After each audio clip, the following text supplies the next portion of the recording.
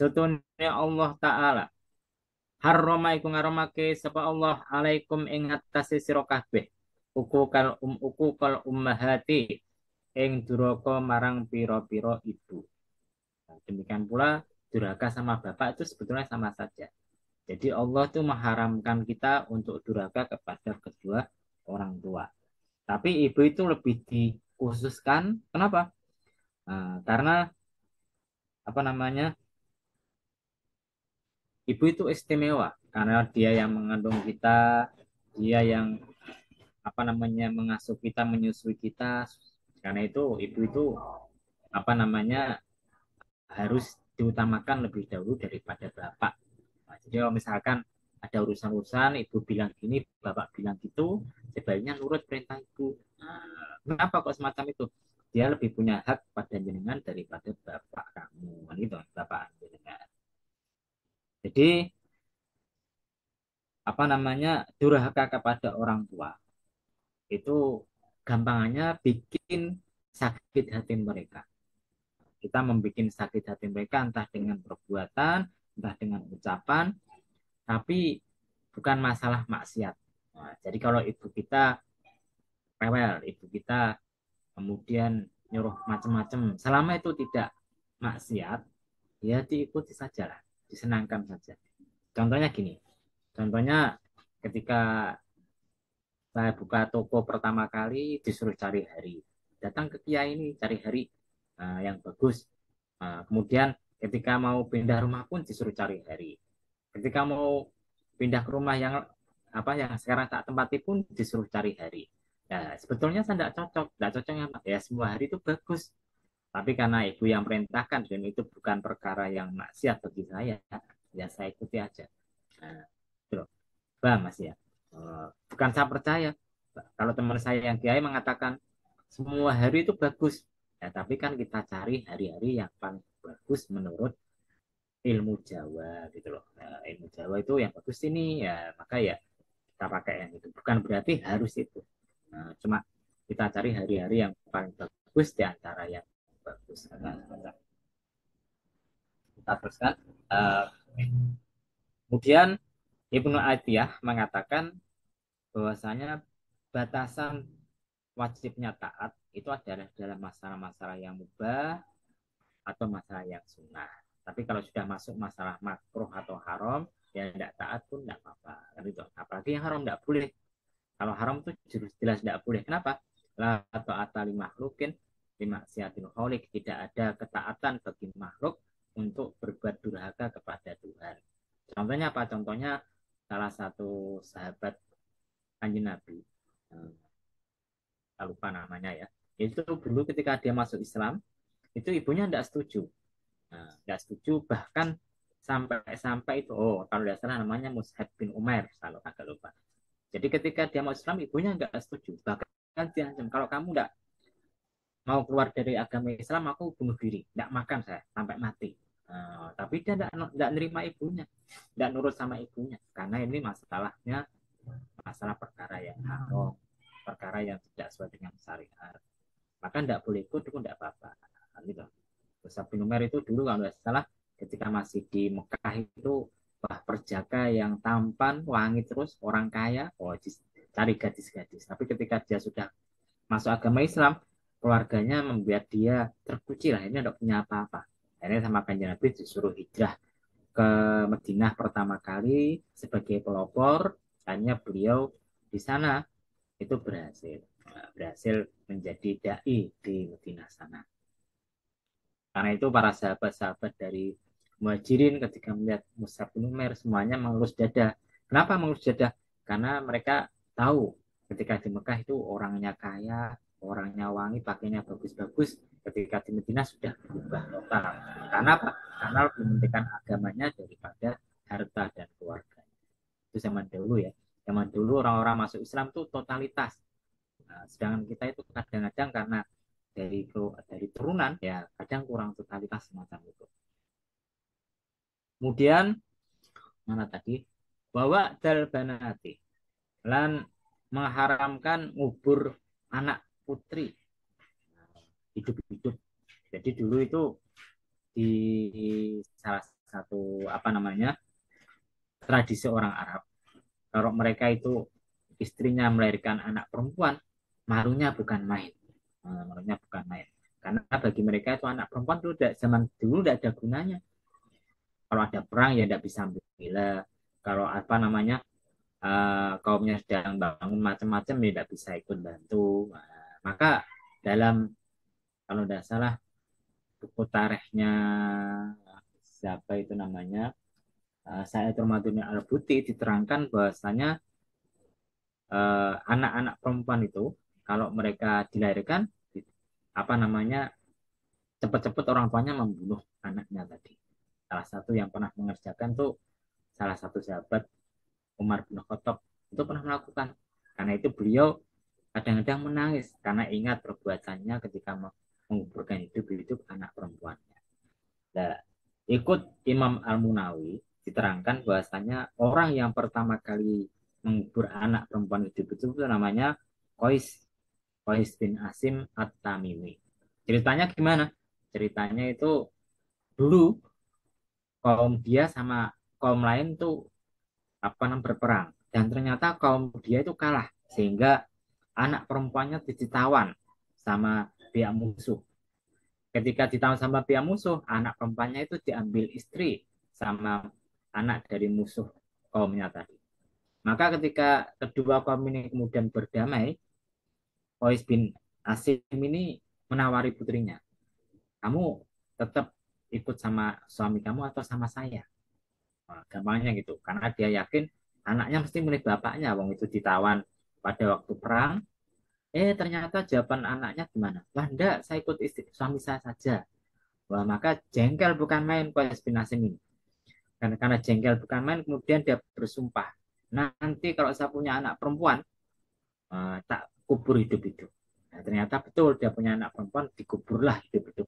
Akhirnya tradisi ini diikuti oleh orang-orang Arab. Nah, ini ceritanya semacam itu. Nah, kok bisa tahu dari mana? Ya baca apa namanya kitab-kitab syarah hadis, nah, gitu loh. Jadi itu salah satu kelebihan kalau kita belajar semacam itu. Kalau kita tidak belajar, ya tidak tahu sejarah semacam itu. Kan berarti saya pinter ya. Saya cuma ngutip saja. Yang pinter itu yang nulis kitab syarahnya loh ya. Saya ini cuma bisa baca, tak terangkan pada jenengan. Kalau masalah pinternya, pinter yang ngarang. Gitu loh, pinter yang ngarang. Kita teruskan. Mana tadi? Oh ini. Waman an. Waman an. Ini ada dua riwayat. Waman an. Sebetulnya tiga. Tapi yang tak terangkan dua saja. Waman an pakai tanwin. Waman a. Dan tanpa tanwin. Kalau tanpa tanwin, itu ada kalimat yang dibuang. Waman an nan nyegah. Apa? Menyegah apa yang ada di diri kita. Artinya kalau Anda punya harta, punya sesuatu, tetangga Anda itu minta tolong, minta bantuan, Anda cegah. Maka itu adalah sesuatu yang diharamkan sama Allah SWT. Nah, bahkan salah satu ayat Al-Quran, surat Al-Quran yang terkenal itu Al-Ma'un. Tahu surat Al-Ma'un, Mas? Apa enggak Mas Puruk ini surat Al-Ma'un? Aduh, enggak apa ya? Hafal Aro'aital Pak, ladzi tapi nggak tahu suratnya ya Mas. saya aro'aital ladzi Oh yukadzibu iya. fadzalikal ladzi yad'ul yatim. Terus Wala yahuddu ala ta'amil miskin. terus Fawailun. katanya apa? Wah, terakhirnya wayam naunal maun. Nah, oh iya. Wayam naunal maun dan menyegah al maun. Apa al maun itu? Al maun perkara-perkara yang sepele, Mas. Anda punya sapu, tetangganya minjem tidak boleh. Anda punya ikra, tetangganya pinjam tidak boleh. Kan gitu kan? Nah, Nah, itu namanya al maun. Nah, perkara-perkara yang sepele. Nah, maka katanya hafal surat al maun.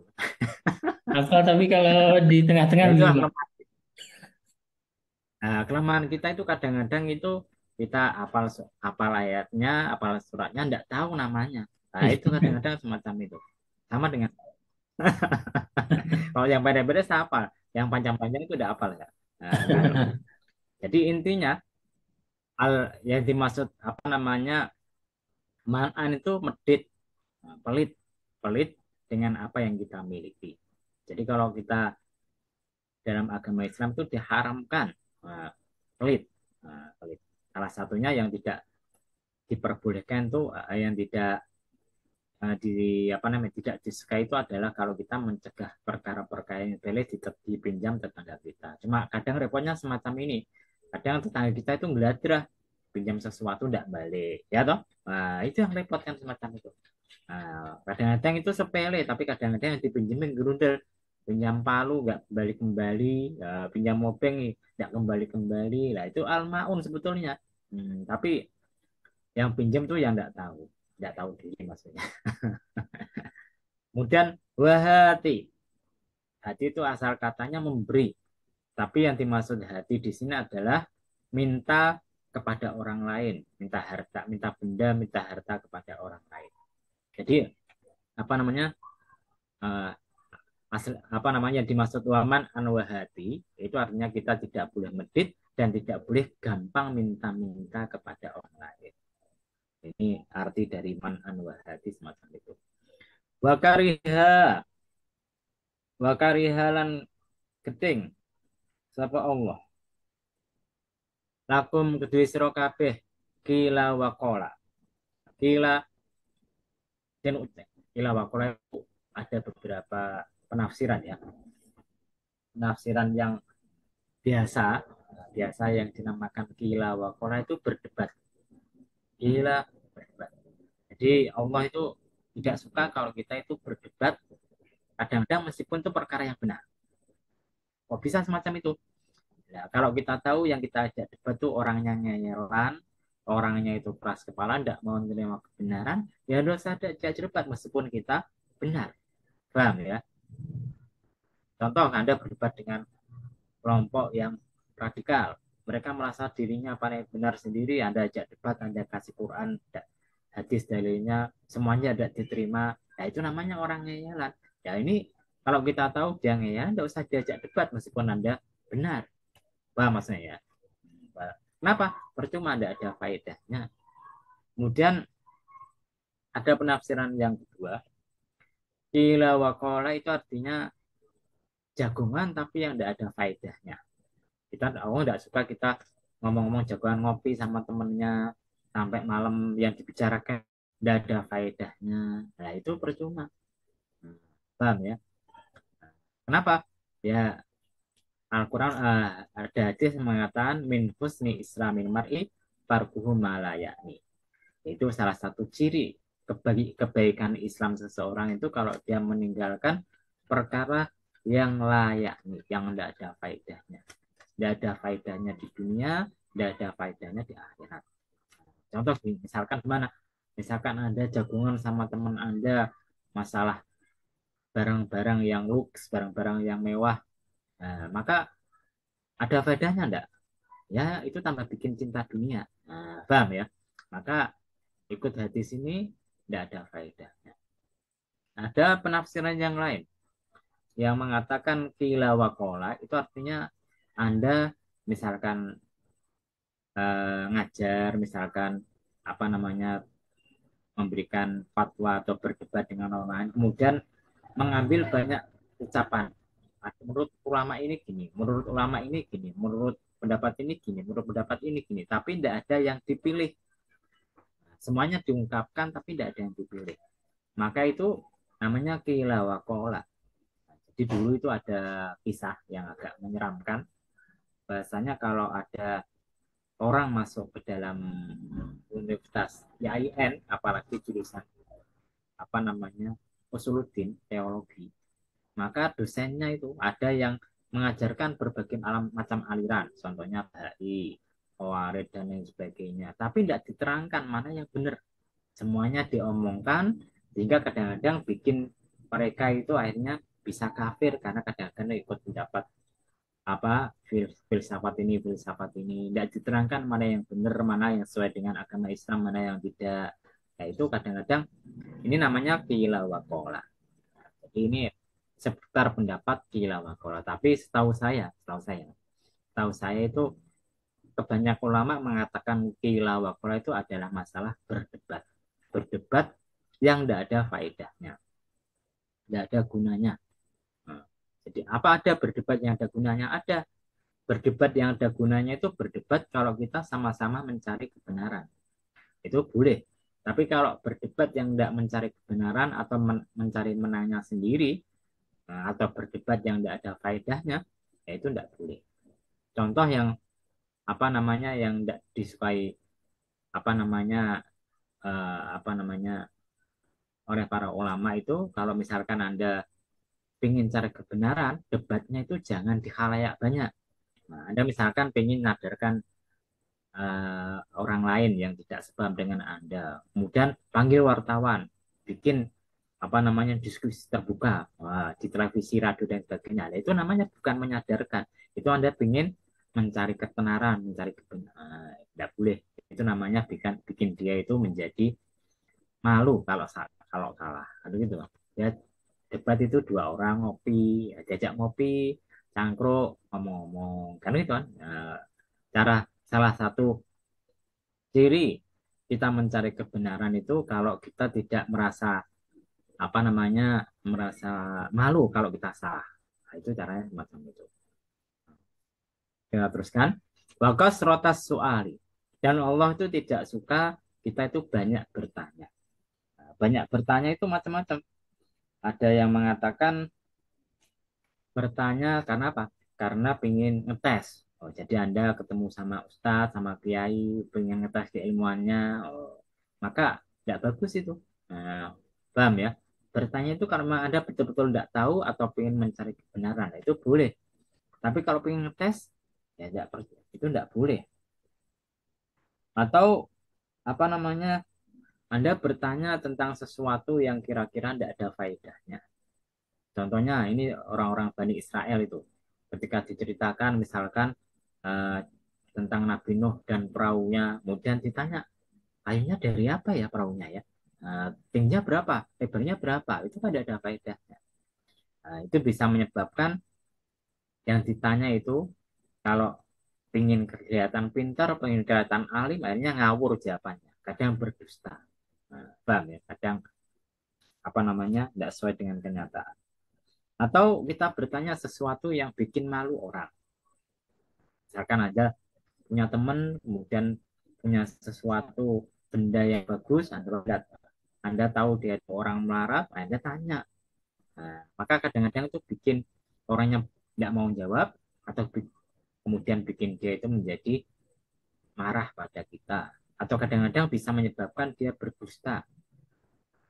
Maka jangan banyak tanya apalagi tentang urusan orang lain. Karena itu kadang-kadang istri saya itu kadang tanya, Mas ini gimana gimana orang itu gimana, saya tidak tahu dan saya tidak pengen tahu, itu bukan urusan saya. Nah, paham ya, bukan urusan saya. Karena orang yang paling apa namanya bagus itu adalah orang yang selalu melihat cacat dirinya sendiri, aib dirinya sendiri, tidak begitu memperhatikan, tidak mempedulikan cacat orang lain.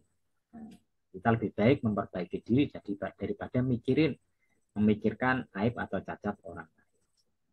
Insya Allah nanti kalau Anda bisa semacam itu, ya Anda akan bahagia, Anda akan disukai sama orang-orang sekitar Anda. Nah, terus apa boleh kita menunjukkan aib orang lain? Kadang-kadang itu boleh, tapi ada tujuannya. Tujuannya kalau kita ingin apa namanya membuat orang lain tuh supaya tidak terkena musibah, terkena masalah. Contoh lah, tadi pagi tuh saya ketemu sama teman saya, kemudian cerita-cerita masalah, wah dia ditawari bisnis, apa? Bisnis ikut apa namanya semacam apa namanya ikut itu loh. Kalau ada apa ya namanya, ada proyek-proyek, ada apa namanya proyek, ada proyek. Tender, Dia tender, tidak, nah, tender. tender, dia tidak ikut nangan. Ya, dia tidak ikut nangani, cuma ikut tanam saham. Dia cerita kemarin habis tanam 5 juta, kemudian dikembalikan 5 juta 200 atau 5 juta 500, saya kurang tahu ya. Tapi intinya dapat ya 5 juta 500 ya, dapat 10%. Kemudian cerita sama saya, tak tanya, nah, siapa orang yang ngajari? Ternyata saya tahu orangnya. Dan orangnya ini tidak beres. Karena orangnya itu apa namanya eh, sering menyuap pada ya untuk mendapatkan tender dan lain sebagainya.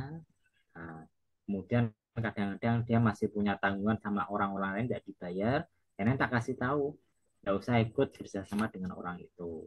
Ya orangnya gini-gini gini. Tapi tak kasih tahu. Yang mengatakan itu bukan karena ingin menyebarkan aib, cuma saya tunjukkan ini kalau Anda terus-teruskan nanti Anda yang rugi. Nah, gitu kan. Anda bisa-bisa tertipu. Nah, tapi orang yang tak sebutkan tadi tidak pernah tak ceritakan pada orang lain. Gitu loh. Kenapa? Kan tidak ada faedahnya tak ceritakan pada orang lain. Tapi tak kepada dia tak ceritakan. Kenapa? Karena dia sudah diajak kerjasama satu kali. Khawatirnya diajak lagi nanti uangnya nggak kembalikan biasa. Orang kadang-kadang mau nipu itu Anda dikasih. Yang kemarin baru ramai itu apa dulu? Apa namanya? Tanam apa yang itu sampai teman-teman masuk ketipu sampai ratusan juta itu 150 juta apa itu pertama Trading, kali Pak. Iya. trading dapat satu berapa juta kembali berapa juta kembali ketika banyak tidak kembali ya, maka kadang-kadang menunjukkan aib orang lain itu boleh kalau memang kita khawatir orang itu akan tertimpa musibah gara-gara berhubungan dengan orang lain orang itu boleh mas cuma dibatasi kita tidak boleh menyebarkan aib itu kepada orang yang tidak ada kepentingannya bahkan sampai istri saya sendiri tak kasih tahu tidak pernah tak kasih tahu kan gitu karena tidak ada faedahnya untuk apa saya cerita pada istri saya tidak ada faedahnya ya kan karena tidak mungkin dia ikut apa bisnis itu kan tidak mungkin kenapa tak ceritakan nah, itu aib orang lain paham ya dan tidak tak sebutnya namanya kepada jenengan karena tidak ada faedahnya anda tidak akan ikut terhadap apa namanya proyek sama dia toh. Paham ya kemudian wa ido atal mali dan nyak ke harta jadi Allah itu tidak suka kita menghambur-hamburkan harta tidak pada tempatnya apa contohnya misalkan contohnya Anda beli pakaian sampai puluhan juta habis itu kan dipakai jadi gombal kan percuma itu namanya tabdir tabdir atau saroh tabdir itu menyanyikan harta berlebihan itu tidak disukai sama Allah Subhanahu Wa Taala kemudian misalkan apa lagi misalkan Anda menggunakan uang tidak pada semestinya oh Anda punya duit pakai itu judi slot nah itu kan tidak pada semestinya nah, maka itu termasuk indo atal mal paham ya jadi boleh pakai pakaian yang bagus, boleh pakai mobil yang bagus, rumah yang bagus, tapi jangan sampai berlebih-lebihan. Itu namanya idul atal paham ya, berlebihan. Nah, itu kadang saya itu heran, ada apa namanya, dulu itu ada siapa ya, yang istrinya Sule itu loh. Nah, istrinya Sule yang cerai, ya minta bulanan itu nafkah sampai puluhan juta katanya untuk beli sepatu segini segini segini sampai berapa puluh juta itu nah itu kan tidak masuk akal mas nah, ya kan tidak masuk akal kenapa memang di Jakarta hidupnya itu mahal tapi masa tiap bulan beli sepatu dua untuk anaknya beli apa berbagai macam sampai puluhan atau ratusan juta kan tidak masuk akal kan gitu kan maka sebetulnya kalau dipenuhi itu termasuk itu atal mal menyanyikan harta paham ya Rawahul Bukhari riwayat ingat sebab Al Bukhari Imam Bukhari wa Muslimun anil Mughirah bin Subah dari Mughirah bin Subah. Ini kurang